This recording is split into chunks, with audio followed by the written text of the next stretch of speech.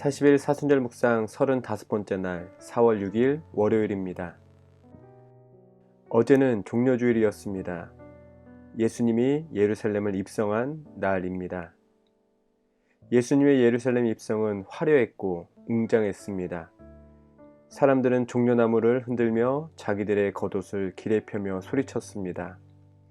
호산나 찬송하리로다. 주의 이름으로 오시는 이여 찬송하리로다. 오는 우리 조상 다윗의 나라여 가장 높은 곳에서 호산나 하더라. 그러나 예수님은 사람들의 환호를 뒤로하고 예루살렘 성을 바라보며 우셨습니다. 그곳은 더 이상 하나님이 거하시는 곳이 아니었기 때문입니다. 그래서 예수님이 예루살렘 성을 나와 인근 베단으로 가신 이유입니다.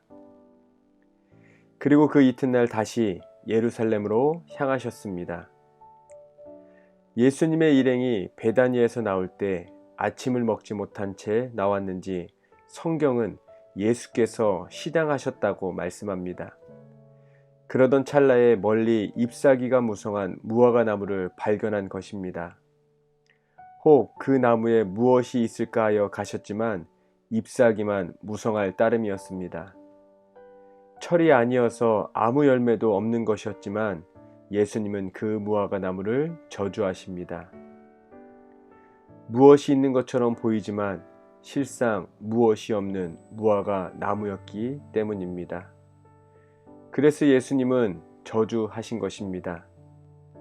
무화과의 때가 아님을 아셨지만 예수님은 무화과 나무를 저주하셨습니다. 팔레스타인 지역에서는 무화과 열매를 1년에 3번 6월과 8월 그리고 12월에 수확합니다.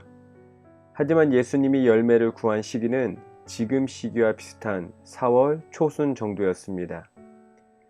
무화과 나무는 열매가 열리기 6주 전쯤에 잎사귀가 무성하게 된 후에 작은 열매가 열립니다. 이것을 타크쉬라고 부릅니다. 예수님은 잎사귀가 무성한 무화과 나무에게서 요깃거리 타크쉬를 찾으신 것입니다. 예수님은 그 풍성한 잎사귀와 모습을 볼 때 누군가 오해하여 무화과가 열린 것처럼 보인 것에 대해 문제를 삼으신 것입니다. 그래서 그 무화과 나무를 저주하신 것입니다. 이 저주는 상징적인 의미를 갖습니다. 무엇이 있는 것처럼 보이지만 실상 예루살렘 성전을 강도의 소굴로 만든, 무엇이 있는 것처럼 포장한 유대의 종교 지도자들, 바리새인과 제사장과 서기관을 향한 것이었습니다. 사랑하는 하늘가족 여러분, 오늘은 고난주간의 첫날인 월요일입니다. 종려주일에 예루살렘에 입성하신 예수님이 베다니에 가셨다가 이튿날 다시 예루살렘으로 들어오신 날이 이 월요일입니다. 오늘 이 시간 예수님께서 잎사귀 외에 아무것도 없었던 무화과 나무를 저주하신 이야기를 기억합시다. 그 당시 종교 지도자들을 향한 주님의 저주, 분노였습니다. 오늘날 우리의 모습은 어떻습니까?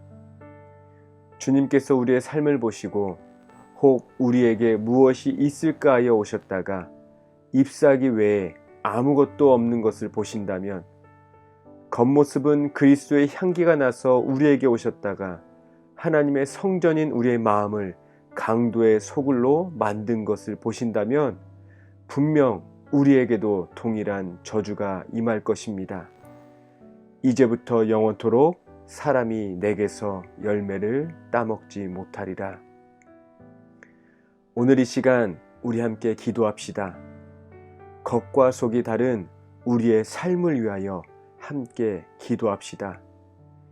자신을 부풀리라는 말도 안 되는 세상의 속삭임에 넘어가는 것이 아니라 우리의 있는 모습 그대로 정직하게 살아가는, 그렇게 살아갈 수 있는 용기를 달라고 함께 기도하는 저와 여러분 되시기를 주님의 이름으로 축복합니다.